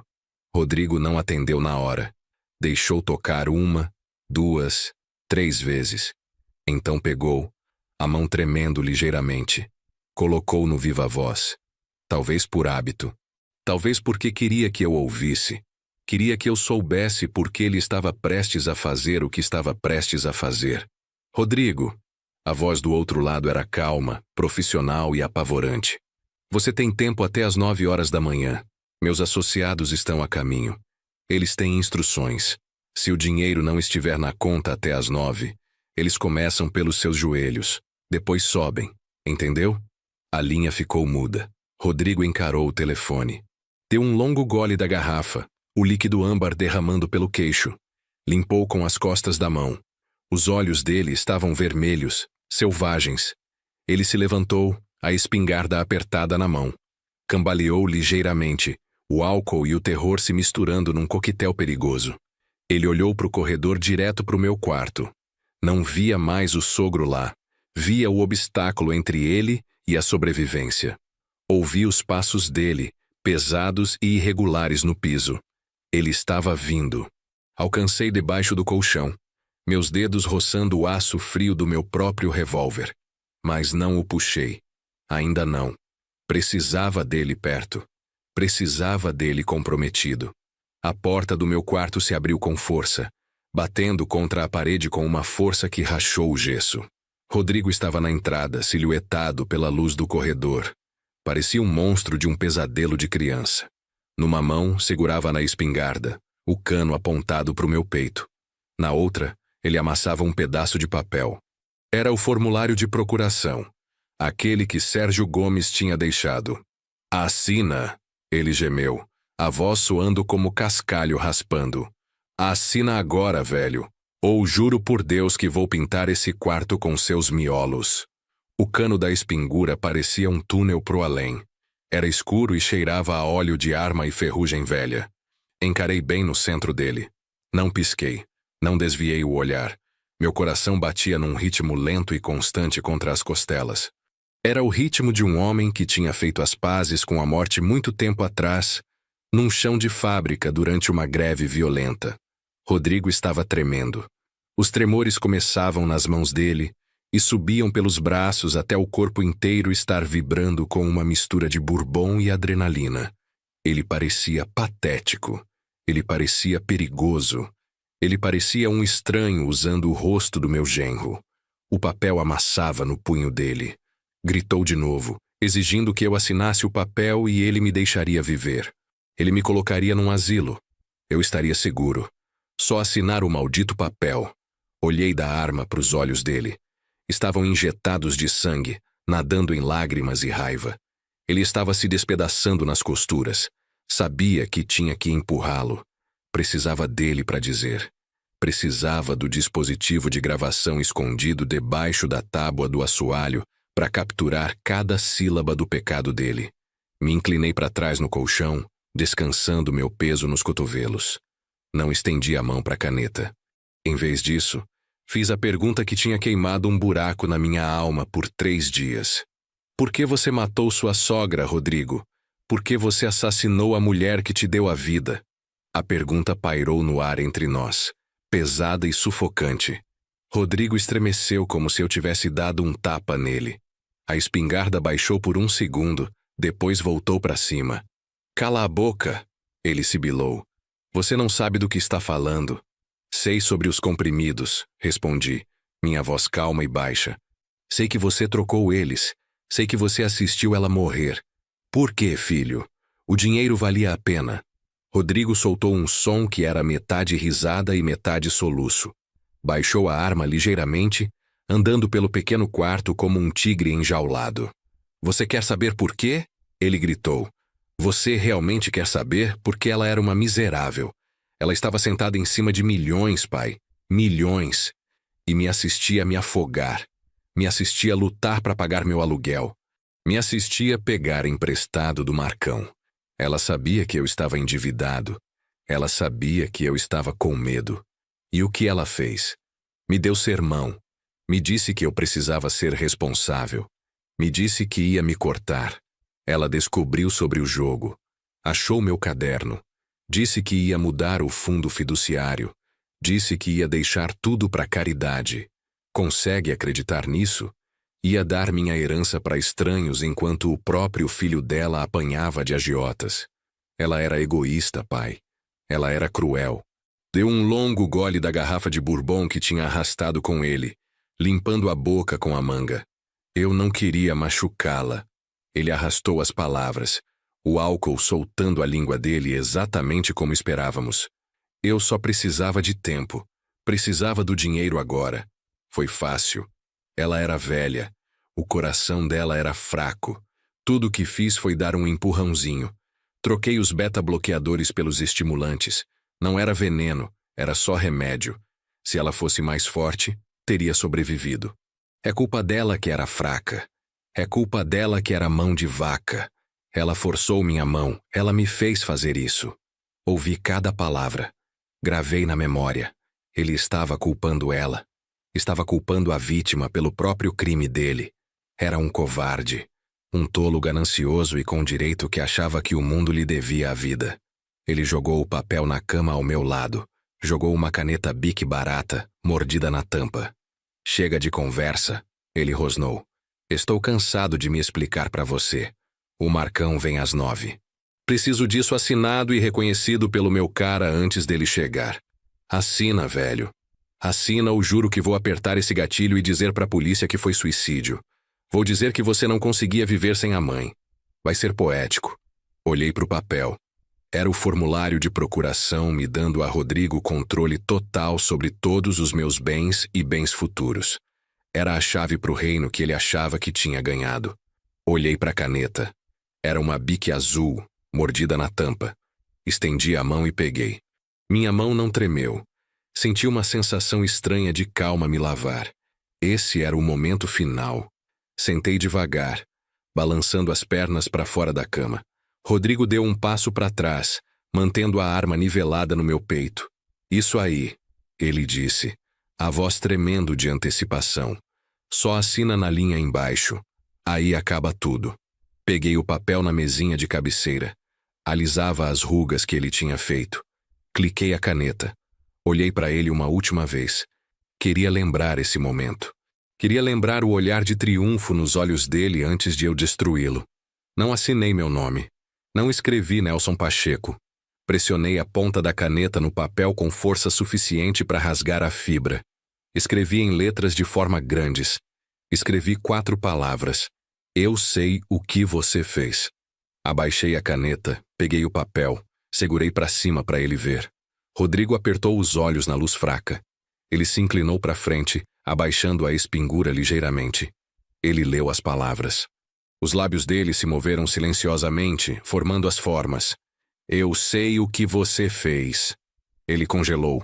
O triunfo desapareceu do rosto dele instantaneamente, substituído por um olhar de confusão absoluta e depois pavor crescente. Ele olhou para o papel, depois para os meus olhos. Ele viu o soldado lá. Ele viu o homem que tinha caçado ele. Ele percebeu naquela fração de segundo que eu não estava senil.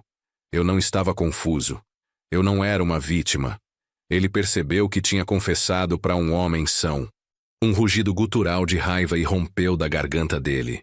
Ele levantou a espingura, mirando direto na minha cabeça. O dedo dele apertou o gatilho. O metal clicou quando ele armou a trava. Então o mundo explodiu. Houve um estrondo ensurdecedor da frente da casa, o som de madeira pesada se despedaçando e dobradiças de metal se arrancando do batente. Soou como uma bomba explodindo. A porta da frente tinha sido arrombada. Rodrigo estremeceu, a cabeça virando para o corredor. Feixes de luz branca ofuscante cortaram a escuridão da casa, fatiando o quarto como lasers. Uma voz amplificada por um megafone trovejou pelas paredes, sacudindo os quadros.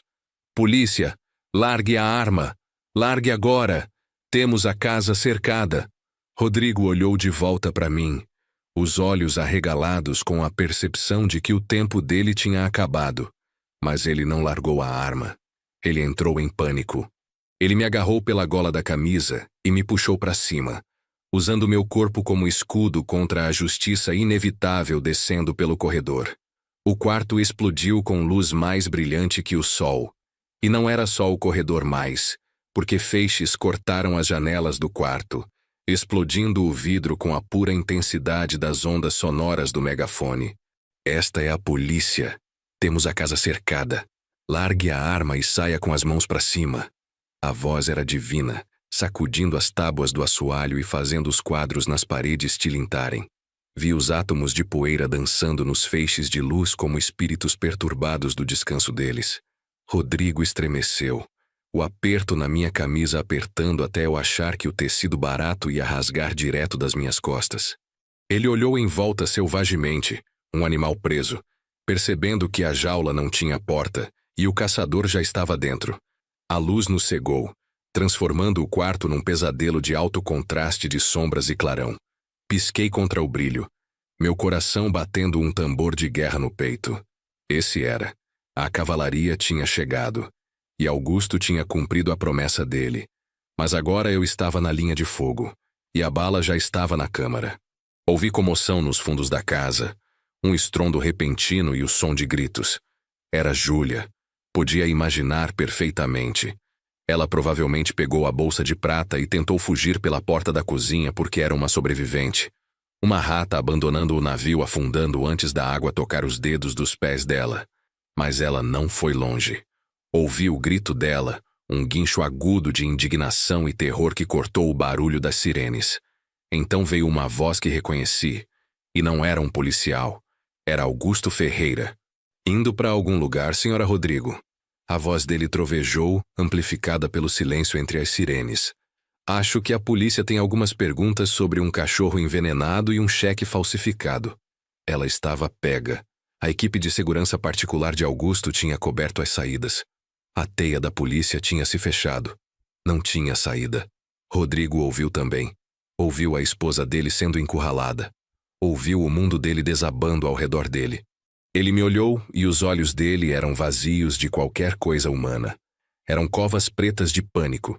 Ele me girou, batendo minhas costas contra o peito dele, engatilhando o braço ao redor do meu pescoço, cortando meu ar. Enfiou o cano da espingura contra a minha têmpora. O metal estava quente agora, aquecido pelo aperto febril dele. Recua! Ele gritou para o corredor vazio, a voz rachando de histeria. Eu vou matá-lo. Juro que vou estourar a cabeça dele. Recua ou o velho morre. Ele me arrastou para o corredor, usando meu corpo como escudo, os pés dele arrastando no carpete. Cheirava o suor dele, ácido e azedo.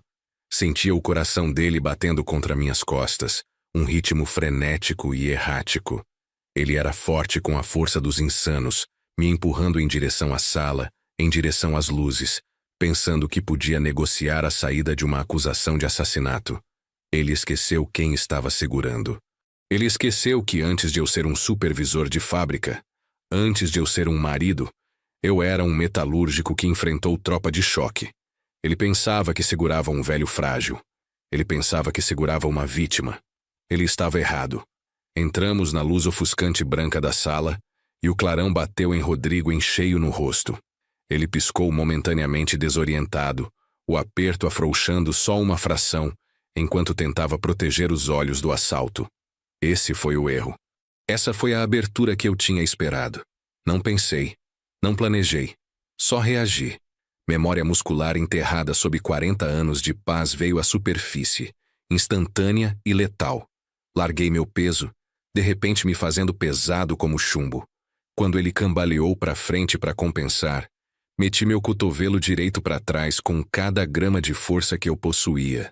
Conectou perfeitamente com o plexo solar dele. Um impacto sólido de carne contra osso. Senti o ar sair dos pulmões dele numa exalação molhada. Ele se dobrou, o cano da espingura baixando em direção ao chão. Girei, agarrando o cano com minha mão esquerda e o pulso dele com minha direita. Torci com um torque violento. Um estalo agudo ecoou quando o dedo dele quebrou dentro da guarda do gatilho. Ele gritou de dor. Arranquei a arma das mãos dele e varri as pernas dele debaixo dele com um chute que teria despedaçado o joelho de um homem mais jovem. Ele bateu no chão com força. O vento foi arrancado dele. Rodrigo estava deitado no chão, engasgando com ar, agarrando a mão quebrada. O rosto uma máscara de agonia e choque. Fiquei em pé sobre ele. A espingura parecia natural nas minhas mãos, pesada e familiar. Como um velho amigo voltou. Bombei a ação, ejetando uma bala que girou pelo ar em câmera lenta e bateu no piso de madeira. Nivelei o cano na testa dele. Ele olhou para cima para mim, e pela primeira vez, ele viu a verdade. Ele viu o pai que tinha protegido ele. E o soldado que podia acabar com ele. Apertei meu dedo no gatilho. A raiva era um fogo rugindo exigindo sangue. Então a porta da frente explodiu para dentro com uma chuva de lascas. Homens de equipamento tático invadiram o quarto, armas levantadas. Senhor Pacheco, não atira, larga a arma. Uma voz gritou. Senhor Pacheco, não faz isso. Fiquei ali, o cano apontado, o dedo no gatilho, olhando nos olhos apavorados do meu genro. Ele estava quebrado, derrotado, mas ele ainda estava vivo. E olhando naqueles olhos mortos percebi. Matá-lo seria misericórdia. Deixá-lo viver seria justiça. Abaixei a arma. Bombei a ação de novo, ejetando todas as balas restantes até a espingura estar vazia. Joguei ela no sofá. Olhei para os policiais. Olhei para o meu genro retorcido no chão. Prendam ele. Respondi minha voz fria como pedra. Prendam os dois. E alguém liga para o legista.